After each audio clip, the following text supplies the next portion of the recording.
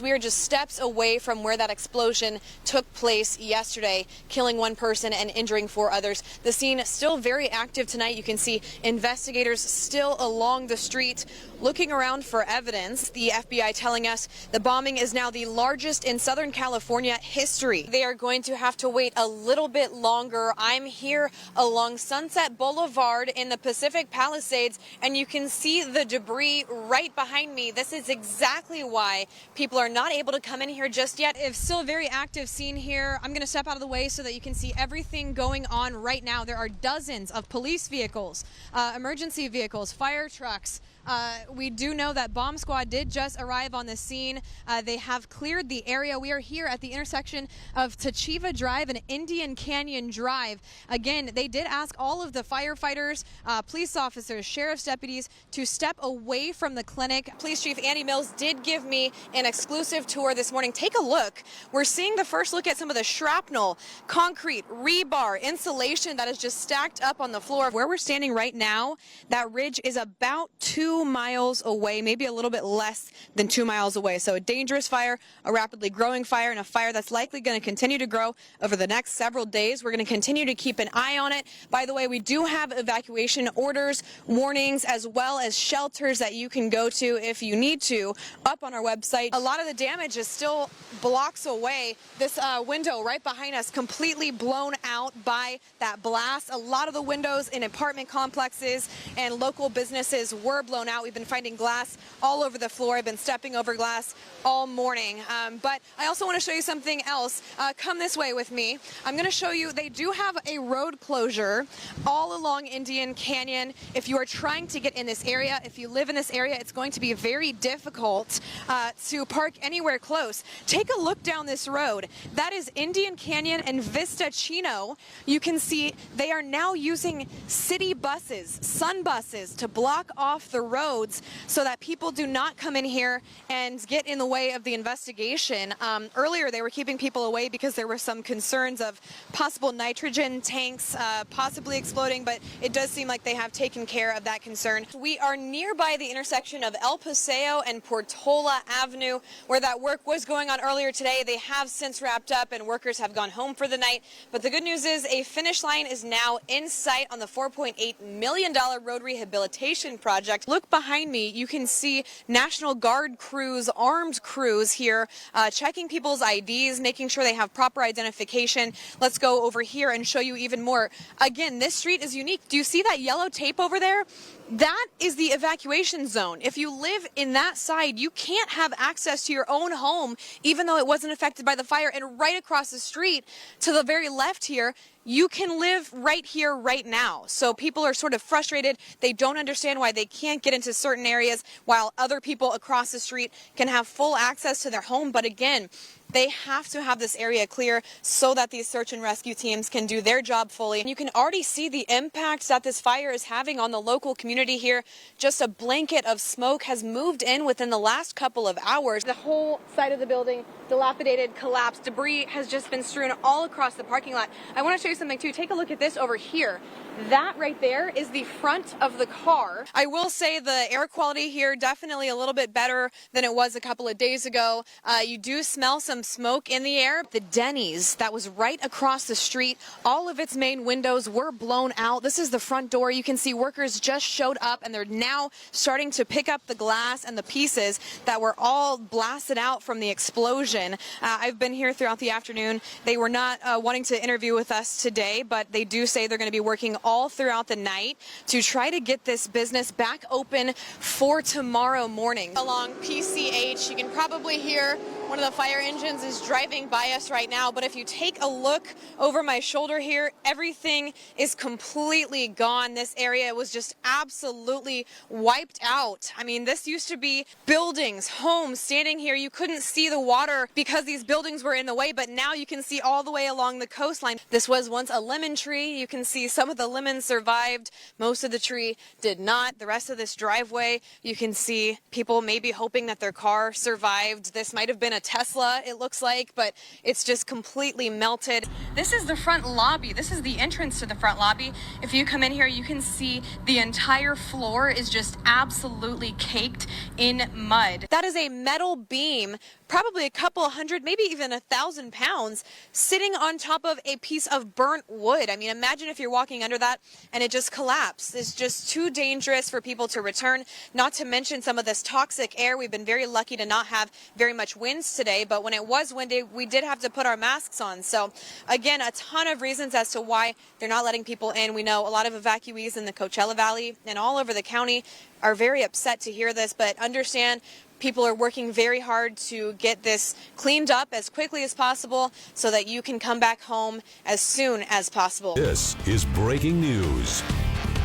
We begin with breaking news out of New York this morning. Multiple gunmen are at large after an overnight mass shooting at a nightclub that left 3 people dead. Hello, I'm Tori King. Now to a developing story out of Desert Hot Springs. 1 person is dead, 2 others injured after a 2-vehicle crash. The wreck happened near Palm Drive and Dillon Road. The Desert Hot Springs chief of police says a car and a motorcycle crashed yesterday morning. You can see the area on your map right here. Now 6:31, new this morning, it's said to be changing the game for student transportation. The Palm Springs Unified School District now teaming up with Zoom, a leading provider of modern student transit, to bring cutting-edge technology as well as enhanced safety features to local school buses. News Channel 3's Allie Anthony is live in Palm Springs with more on this new initiative. And Allie, I see you're on the bus. More good news from overnight. These numbers just came out this morning. Firefighters making great progress on the fires right now. The Palisades containment now at 43%. The Eaton fire now at 70% contained. We are going to continue tracking these numbers and bring you the very latest on the ongoing firefight. Now to new developments in the search for a baby who is missing. Baby Emmanuel Haro. The San Bernardino County Sheriff's Office is now saying investigators cannot rule out foul play after questioning his parents. This morning, we're told that investigators spoke with multiple people, including Emmanuel's parents, Jake and Rebecca Haro. During those interviews, authorities found inconsistencies with Rebecca's initial statement, and then she declined to continue with the interview. The 7-month-old baby was reportedly kidnapped from a Big 5 parking lot. That was over in Yucaipa. Good morning. It's now 8 a.m. I'm Tori King. Thank you for starting your day with us. Peyote tells me that he has a lot of new projects planned for the future. If you would like to learn more about Peyote Beats or his music, just head to our website, kesq.com. That subject is Guy Edward Bartkus. We now know the identity of the man responsible for the largest bombing in Southern California history. The FBI, along with local agencies in Palm Springs, releasing this image of Guy Edward Bartkus, the 29 Palms resident suspected of using a homemade bomb to blow up the American Reproductive Center's clinic downtown. They say the bomb was placed inside a car parked at the facility, and according to the FBI, agents will spend the next few days sifting through the blast site for evidence. We plan on being out here for the next 24 to 36 hours investigating this large scene. The FBI task force also confirming they were investigating a residence in 29 Palms connected to the investigation Saturday night, but when asked, the agency would not confirm whether they had been tracking Bartkus in the days prior to the attack. We had a reporter on scene at the 29 Palms area yesterday, and community members were telling her that there was an FBI presence there in the days leading up to that. Can you confirm that? I cannot. Officials also say Bartkus had a pro-mortalist manifesto expressing opposition to IVF clinics and that he intentionally targeted the fertility center. The subject had nihilistic ideations, and this was a targeted attack against the IVF facility, an intentional act of terrorism. They also say there is evidence he tried to live stream the attack but failed. The blast rattling the entire town early Saturday morning. That explosion so large it could be felt from a mile away. It was also powerful enough to blow out the windows of nearby homes and businesses in a radius spanning several blocks, including this Denny's, where plates of food remained untouched but covered in glass a day later. As the city and fire department assess the damage, they say they will work together to provide resources to those affected. Palm Springs Police Chief Andy Mills also spoke, reassuring residents that the community is safe. There is no continuing threat to our community as a result of this incident. Now, let's get back to the business of rebuilding the city and continuing our tradition and way of life. Now investigators are working to close the investigation and pick up the broken pieces, but they need the public's help. Investigators say the 25-year-old was driving a 2010 silver Ford Fusion with a license plate of 8HW S848, and that any information relating to his movements between 6 a.m. and 11 a.m. are critical in the investigation. We know the timeline of when he entered the city. However, we need the public's help for identifying where he traversed within the city before the explosion went off. For the first time ever, we are showing you the inside of the blast zone. Palm Springs Police Chief Andy Mills giving us special access to come in here and show you the damage that is never before seen, and also how the city is now working to pick up the pieces. In my mind, when you see a explosion that large, with a plume that I could see and feel from my house, then you have to start thinking to yourself, what exactly happened here? This is a big device, and this seems more like Beirut than it does Palm Springs. Mere minutes after 25-year-old Guy Edward Bartkiss detonated a bomb in the parking lot of a Palm Springs fertility center, Palm Springs Police Chief Andy Mills sprung into action. Although he wasn't officially on duty that day, Mills heard the explosion and knew it wasn't going to be just another normal call. Were you working when it went off? Or No, I was actually just got done playing pickleball. So I'm in tennis shoes, sweaty shirt and shorts, and a baseball hat. Despite not having any protective gear on in the moment, the chief ran into the scene without hesitation. Any critical incident like this is chaotic. What you're doing is you're coming in, there's smoke billowing, there's debris all across the street. Mills immediately began putting the pieces together. Obviously, there's a lot of stuff on fire, big pieces of shrapnel all over the place. And I thought, okay, cars just don't explode on their own. And so what was the cause? How big was it? Those kind of things. And I knew pretty quickly in my mind that this is very likely to be a terror incident. You knew almost instantly. Yeah. He, along with several other agencies, began sifting through the rubble, searching for possible victims. Chief Mills, in that moment, showed true leadership and why we serve our community. When the moment of truth comes in the most critical moments, everybody rushed in to try to help in any way, shape, or form to save people's lives.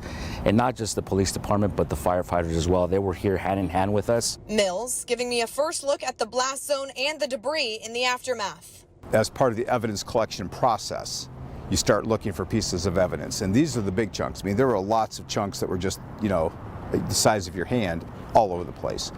And so collecting those, and then body parts were strewn over a 300-yard radius. I mean, this was a complex scene. He even showed us the spot where investigators believe the car was parked before the bomb went off. The car was probably backed into right here. So this crater was caused by the blast. This crater is caused by the blast. This is a microsecond kind of deal where bang, comes back, and then the destruction that it causes is just immense. I mean, even that building, which is 30 yards away, the top of the building is completely compromised. The roof you can see hanging down in the overhang. The stucco is broken, and then inside it's shredded. The car used in the bombing was completely torn to pieces, some of those chunks landing on nearby rooftops and embedding themselves into buildings several blocks away. As the car blew in two, you've got the main part of the chassis over there, the engine block and so forth. It's all burned up. And then and that's also where we found the rifle.